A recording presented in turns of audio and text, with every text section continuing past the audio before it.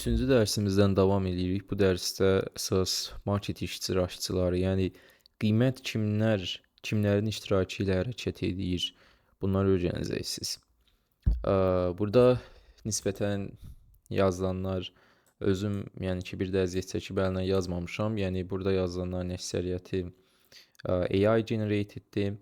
Ona görə bunları bir dəfə oxusanız belə, yenə də mənim ağzımdan eşidəcəklərinizə daha diqqətlə qulaq asın. Yəni sırf burada yazılanları oxuyub kifayətlənməyin. Və bir də bu dərsin sonunda SME qrup haqqında danışacağam. Dərsin sonuna qədər, ona görə diqqətlə qeydləri götürün, üstündən keçməyin. Deməli, market iştirakçıları birinci biz başlamalıyıq. Retail traderlər. Burada indi Azərbaycan dilinə ola bilsin tərcümələrdə səhvlər var. Onların üstündən keçin, yəni mükəmməl olmaya bilər.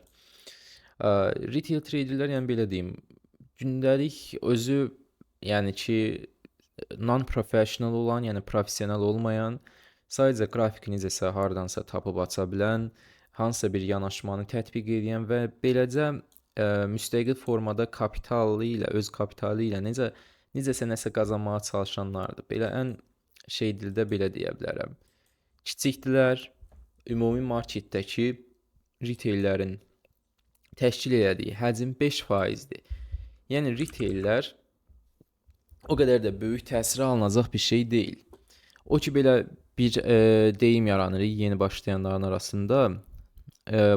Market makerlər retaillərin stoplarını götürmək istəyir.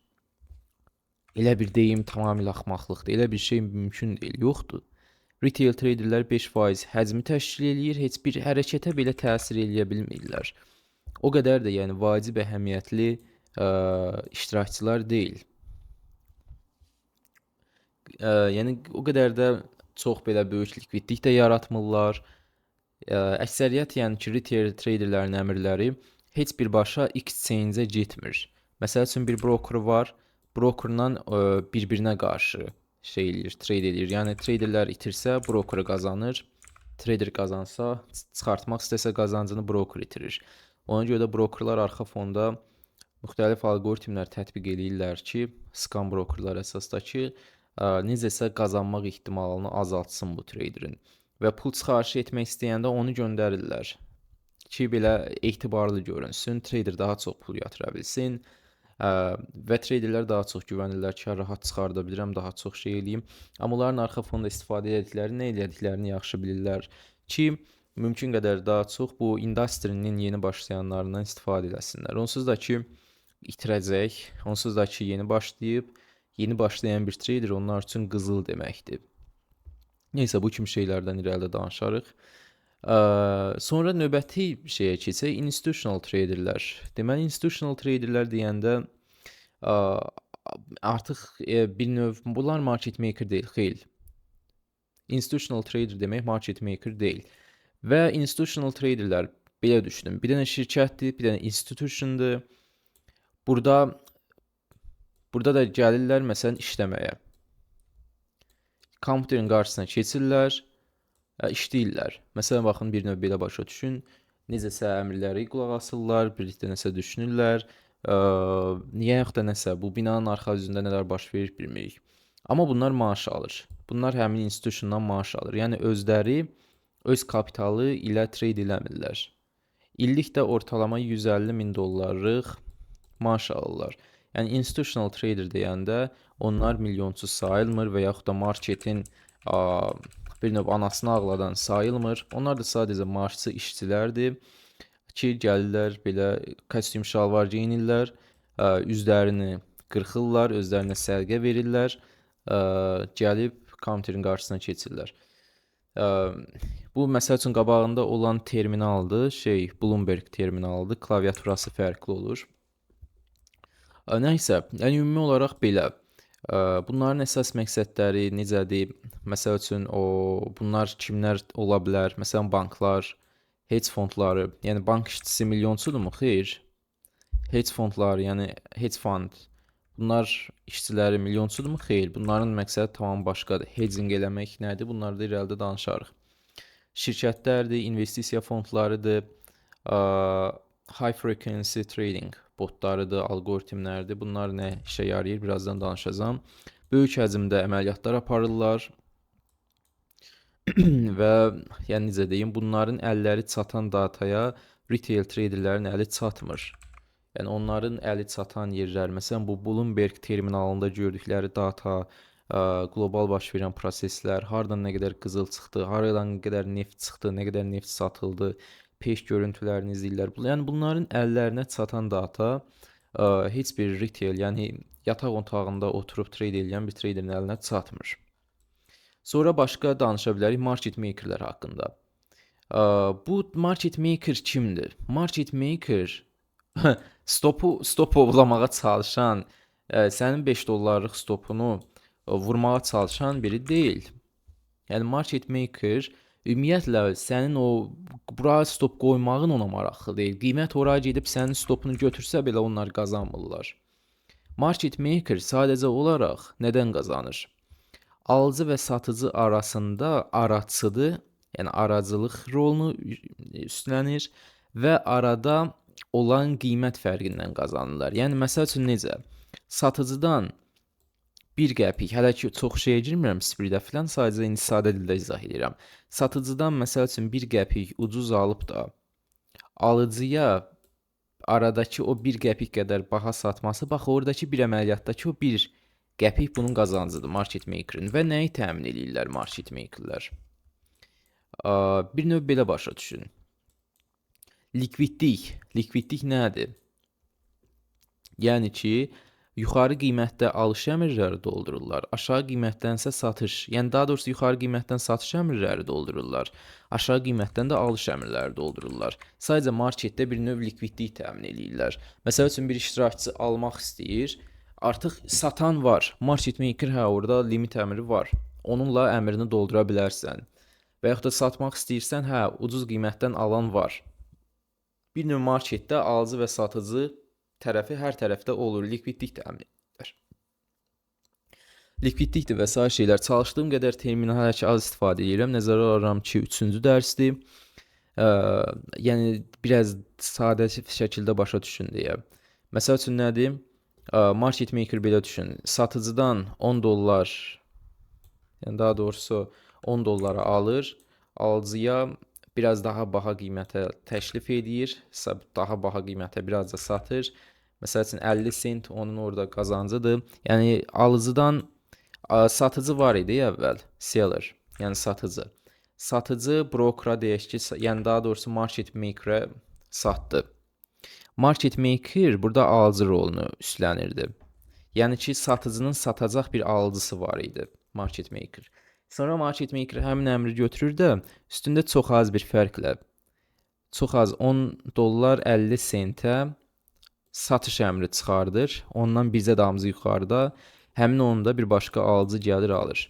Market makerə orada qalan, yəni kiminsə stop lossu deyil, onun qazancı stop loss deyil, onun orada qazancı olur, bax bu cüzi 50 sent. Yəni buna da spread deyilir. Nəysə, bunun spread haqqında irəlidə danışarıq daha ətraflı. İndi hələ ki bunları başa düşün, marketdə hansı iştirakçılar var? Mərkəzi banklar. Mərkəzi bankların məqsədi hansısa pul qazanmaq deyil. Yəni hansısa deyək ki, mərkəzi bankda bunun məqsədi dollar qazanmaq deyil. İstədiyi qədər dollar çap eləyə bilər. Bunun məqsədi tamam başqa şeylərdir. Qiymət sabitliyidir, iqtisadi tarazlıqdır və s. bu kimi məqsədlər var. Yəni ki, mərkəzi bank sırf, yəni ki, mən də pul qazanmaq istəyirəm deyən bir yer deyil. Mən də dollar qazanmaq istəyirəm deyən bir yer deyil. Mərkəzi bank istədiyi qədər dollar çap eləyə bilər, amma bu da inflasiya yarada bilər. Onlar onu tənzimləyicilərdir bir növ, belə başa düşün ki. Burada bir qədər məlumatlar yazıb, bunları oxuya bilərsiniz. Sonra keçək şeyə, market takerlər. Market takerlər kimlərdir?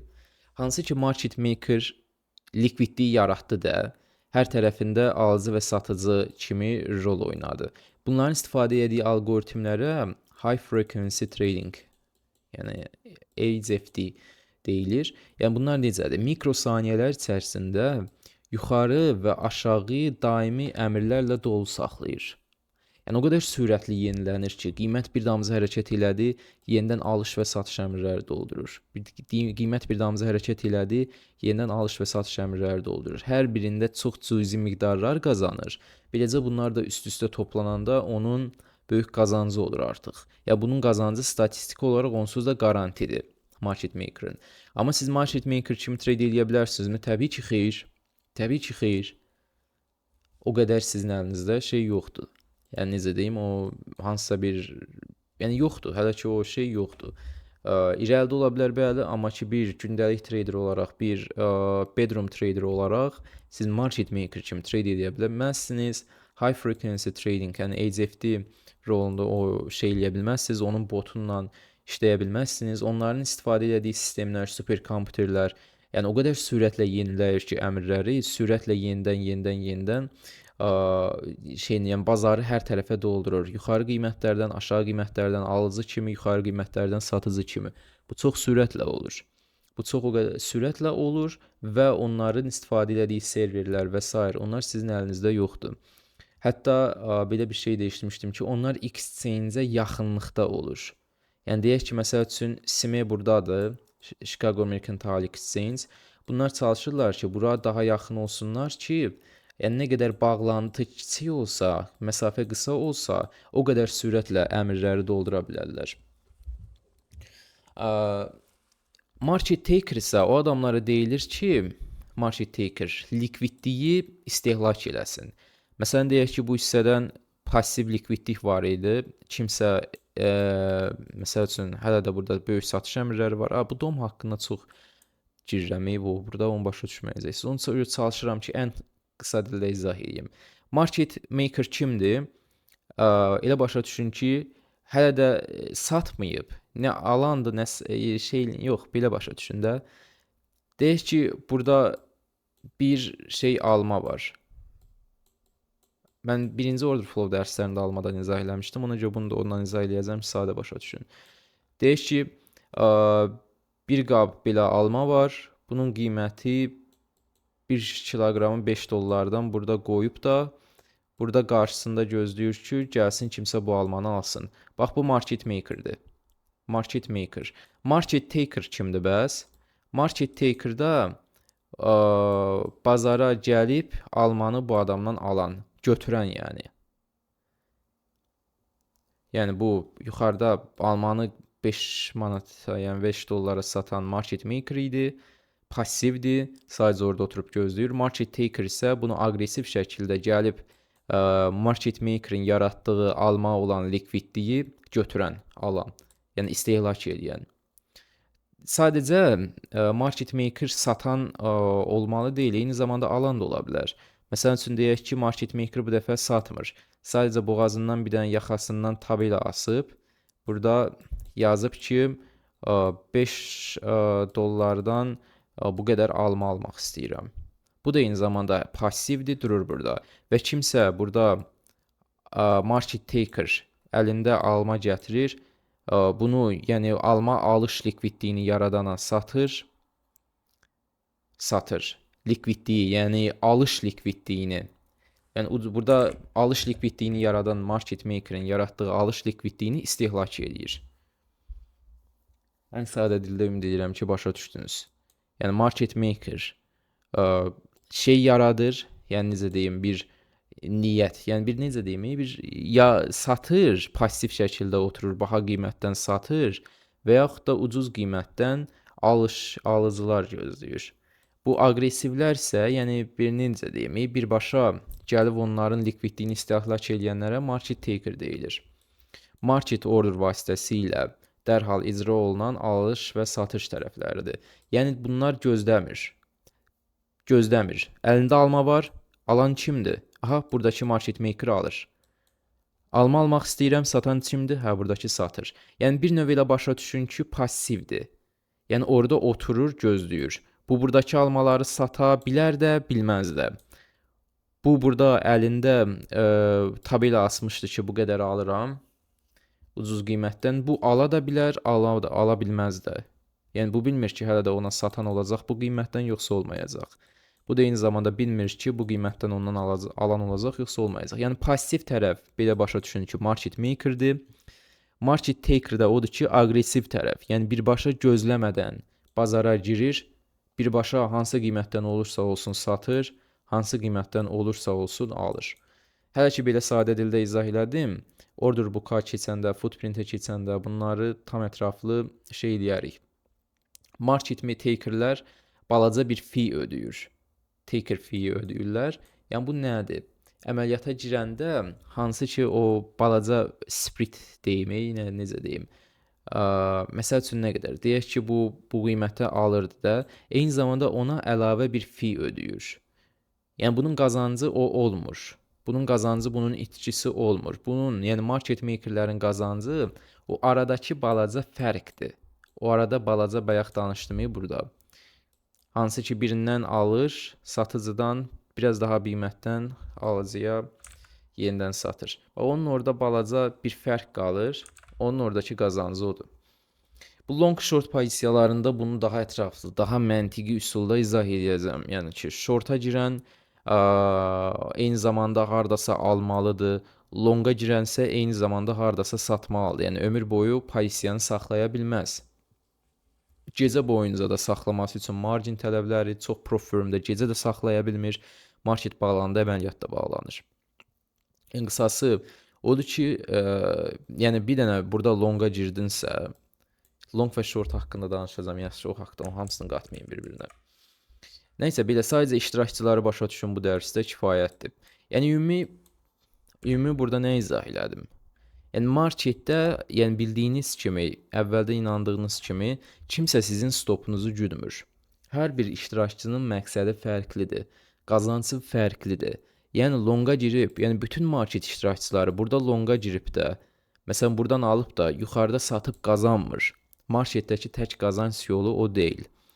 Bunları sadəcə bu yolla qazananlar bir neçəsi ola bilər, hedge fond ola bilər və yaxud da necəsə.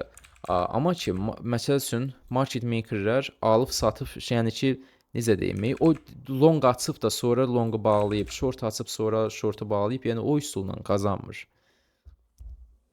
Qiymət yəni ki, tək o şeylə hərəkət eləmir, o niyyətlə hərəkət eləmir ki, kimlərsə aldı, yuxarıda satdılar, qiymət düşdü. Yəni marketdə iştirakçılar da fərqlidir, onların məqsədləri də eyni zamanda fərqlidir. Yəni məqsədləri bu gün girib də analiz eləyib trade eləmək deyil bütün market iştirakçılarının. O ki yazırlar bir-birinə, gününüz bəzi qruplarda yazırlar, gününüz xeyirli olsun, bol qazanclı olsun, elə bir balıq tutmağa gedirlər. Yəni necəsə, yəni bura elə deyil. Yəni burada elə deyil. Onlar sadəcə bunlar bir-birinə deyə bilərlər. Hə, retail traderlər, xırda traderlər bir-birinə elə deyə bilərlər, gününüz uğurlu olsun, bol qazanclar filan. Amma ki, əslində market elə işləmir. O gün itirə də bilərlər, qazana da bilərlər, onlar ayrı məsələ. Amma institutional traderlər, məsəl üçün, institutionlar elə demir. Yəni HFTs. Bunlar onsuz da riyazi olaraq qazancsız sayılır. Statistik olaraq qazancsız sayılır. Likvidlik təmin edirlər və spreaddən qazanırlar. Bunlar onsuz da qazancsız sayılır. Yəni gün başlayanda gün duası oxumurlar və yaxud da həyatlarını ümündə bağlamayıblar. Onların orada qısa, o balaca gəlirləri var. O da onların garanti gəlirləridir. Fisi qutardı. Bunların onsuz da qazancı statistik olaraq, riyazi olaraq tam garantidir. Market makerlər eyni zamanda qazancları statistik olaraq tam garantidir. Mərkəzi bankların dollar güdmə kimi bir məqsədi yoxdur. Yəni ümumi olaraq başa düşdüyünüzü ümid edirəm. Bir də indi bu market iştirakçılarından əvvəl mən arada bir çox söz atdım. O məsələn likvidlikdir. Biraz da sallamağa çalışdım orada bu satış passivlik, alış passiv limiti falan. Bunları daha irəlidə daha rahat başa düşəcəksiniz. Yəni indi beyninizdə həmin proteinlər yoxdursa, yəni həmin neyron şəbəkəsi yoxdursa, bəli, narahat hiss edəcəksiniz. Hiss etməyinizə ehtiyac yoxdur. Həmin neyronları mən yaradacağam. Mənə qulaq asdıqca beyniniz qıcıqlanmağa, yeni neyronlar yaratmağa başlayacaq, yeni yaddaş yaratmağa başlayacaq. Yəni yoxdursa narahat olmayın. Mən çalışdığım qədər seçdim, filtrlədim ki, ən rahat, ən yeyilə bilən dildə başa düşəsiniz. Və bir də CME Group haqqında deməli olduğum var. CME Group haqqında, yəni ki, Chicago Mercantile Exchange açılışı elədi. Futures marketdə, yəni Futures marketdə nələr trade olunur və hansı, necə deyim, hissələri var bunun. Yəni ki, CME nə üçündür, məsələn, COMEX nə üçündür? Bunlar haqqında danışacağam. Deməli, mən demişdim əvvəlki dərsdə ki, ən əsas indeks futuresdən biz Nasdaq, yəni NQ-yə üstünlük verəcəyik bu öz yerində. Deməli, bu CME-yə aiddir. Yəni CME qrup sadəcə CME-dən ibarət deyil. 4 dənə hissədən ibarətdir ayrı-ayrı. Bu 4 dənə hissələr ayrı-ayrı nə üçündür? İndi izah edəcəm. CME-yə aid olan, yəni ki, sırf Chicago Mercantile Exchange aid olanlar, burada eləmək olur trade by index futures. ES daxildir, Nasdaq daxildir, YM, yəni Dow Jones, da Russell 2000 indeksi. Bunlar öz yerində. Buradan NQ, bu əla. Burada davam edəcəyik. Sonra nələr var eyni zamanda burada? Currencies, yəni ki, eyni zamanda Forex şeyləri, bir növ Forex-dən bildiyiniz şeylər. Bunların da futures forması var. Bəli, Chicago Mercantile Exchange-də bunların da futures ticarətini eləmək olur.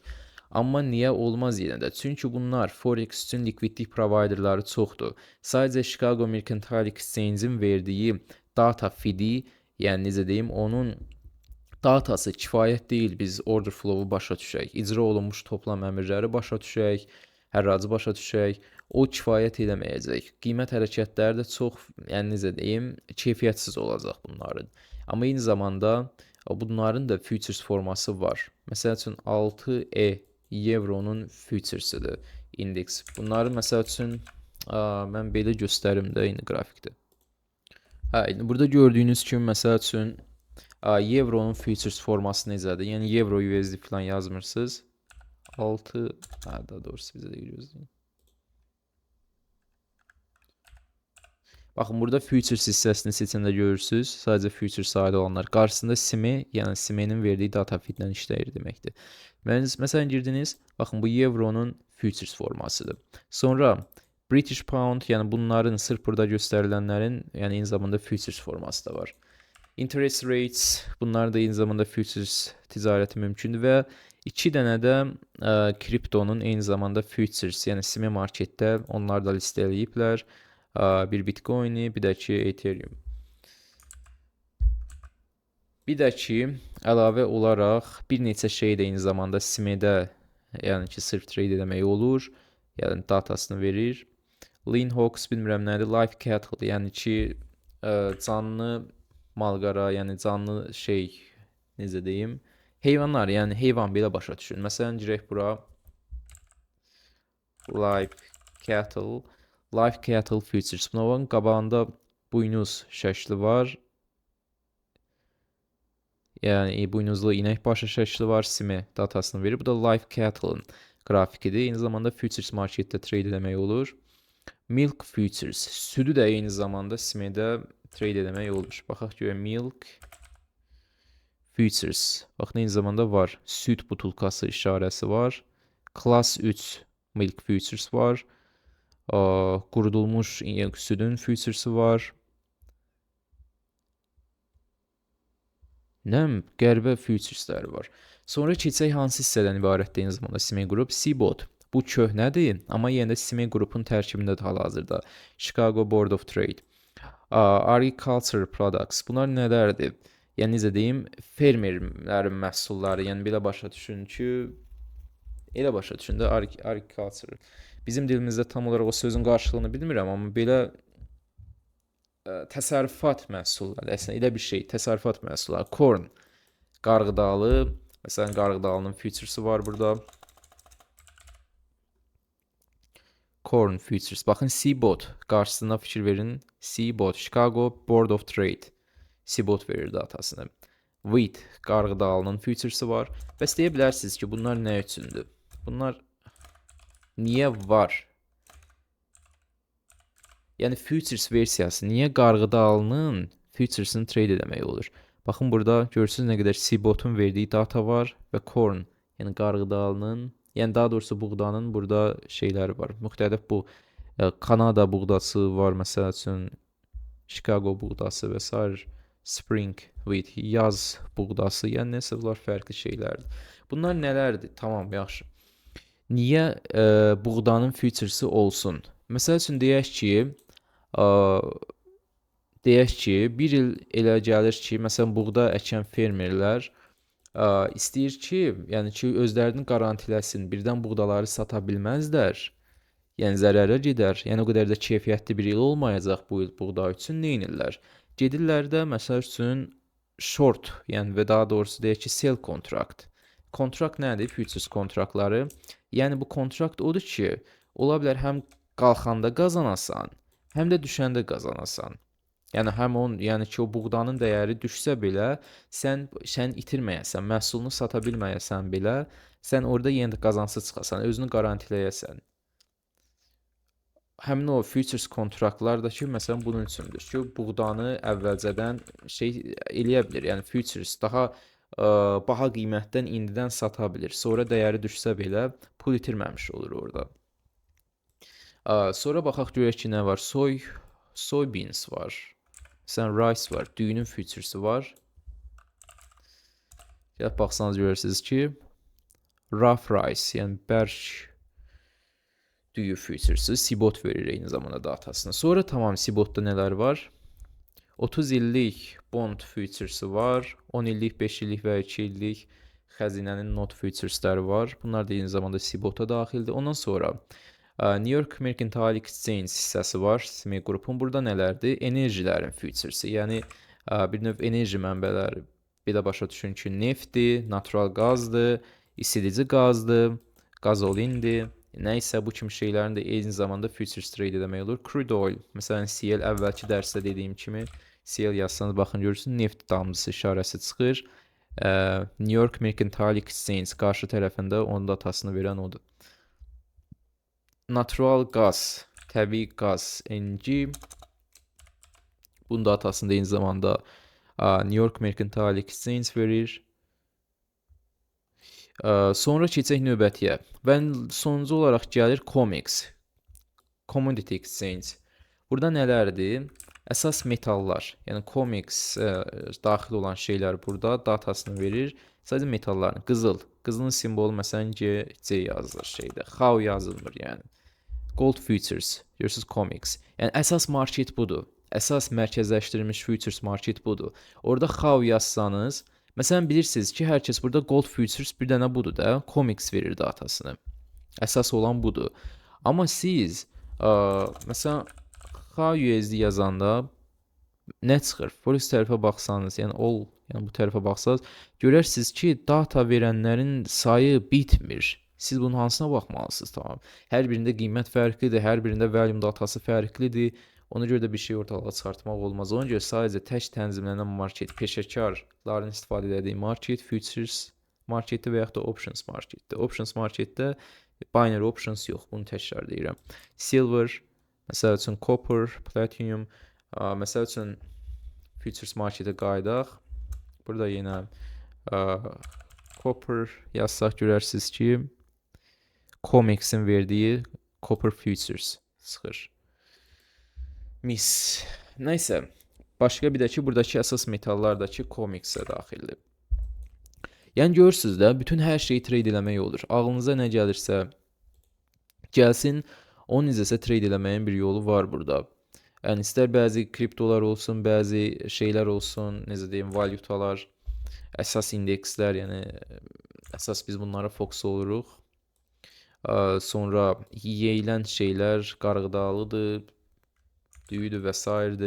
Eyni zamanda enerji ehtiyatlarıdır, neftdir, qazdır, benzindir və s. bu kimi şeylər. Eyni zamanda da ki, metallar, dəyərli əlvan metallardır. Bunların hamısını futures marketdə, yəni SME qrupda trade eləmək olur. Amma bunların volatillikləri azdır. Siz ağlınıza gedib, məsəl üçün, livestock, məsəl üçün deyək ki, heyvanları trade eləməyə çalışsanız, live cattle futures, görəcəksiniz ki, volatillik şey deyil, ürək açan deyil. Qiymət volatilliyi o qədər də yaxşı deyil. Ona görə bunlarda trade eləmək o qədər yaxşı olmayacaq. Süd futuresına gəlsəz, burada süd hasını seçək. Class 4 futuresi seçək. görərsiniz ki, bunun ümumiyyətlə candle-ı yoxdur. Və buradakı tarixlərə baxsaz görürsünüz ki, yəni iyundan bəri düşməyə başlayıb və yaxud da başqa görək milk futures, non-fat, yağsız sütün futuresına baxırsınız. Görürsünüz ki, bu zamanda iyul, yəni yaydan bəri yağsız südün futuresləri düşməyə başlayıb. Yəni bunlar əsas fermerlər üçündür ki, məsələn vaxtında özlərini qarantiləməkdən ötürü satış kontraktları alırlar ki, qiymət düşəndə də ki, məhsulları satılmasa və yaxud da məhsul olmasa pul itirməsinlər, eyni zamanda özlərini qarantiləsinlər. Yəni belə, ümumi olaraq ümid edirəm ki, başa düşdünüz əsas bugünün dərsinin, yəni mövzusu market iştirakçıları haqqında idi ki, kimlər var idi, kimlər yox idi və eyni zamanda CME qrup, yəni Chicago Mercantile Exchange qrupa hansı şeylər daxildir, nələrdə trade eləmək olur, bunları necə tapa bilərsiniz, hansına trade etməlisiniz. Belə, növbəti dərslərdən bu dərsdə ola bilər başa düşmədiyiniz terminlər oldu. Məsəl üçün bu nədir, limit əmri nədir, market əmri nədir, order book nədir? Bunların heç birinə narahat olmayın. Onsuz da ki, elədir. Yəni dərsləri nə qədər yaxşı strukturlaşdırmağa çalışsam da, məsəl üçün hələ də haqqında danışmadığım bir şeydən məcbur ikinci dərsdə haqqında danışmalı oluram. Siz onu orada başa düşməyə bilərsiniz. Amma siz irəlilədikcə 4-cü dərsə gəlib çatanda onu başa düşəndə avtomatik ikinci dərsdə tam başa düşmüş olursunuz, 3-cü dərsdə tam başa düşmüş olursunuz, 1-cidə nəsə qaranlıq başa düşmüş olursunuz. Məsələn 4-cü dərsdə nə isə başa düşmədiniz. İrəlilədikcə bir nöqtəyə çatanda artıq 4-cü dərsdə də başa düşmədiyinizi görürsünüz ki, artıq burada başa düşdünüz və tam irəlilədikcə hər şey bir-birinin o yaratdığı boşluqları doldurmağa başlayacaq. Yəni içinizdə hansısa belə bir növ deyim, narahatçılıq, qərəzlilik saxlamayın. Yəni hər şey aydın olacaq. Görəcəksiniz ki, burada yazılanları 2-3 dərsdən sonra tam rahat başa düşürsünüz. Həcm nədir, split nədir, alış və satış qiymət təklifləri nələrdir? Belə, növbəti dərsdə görüşənədək.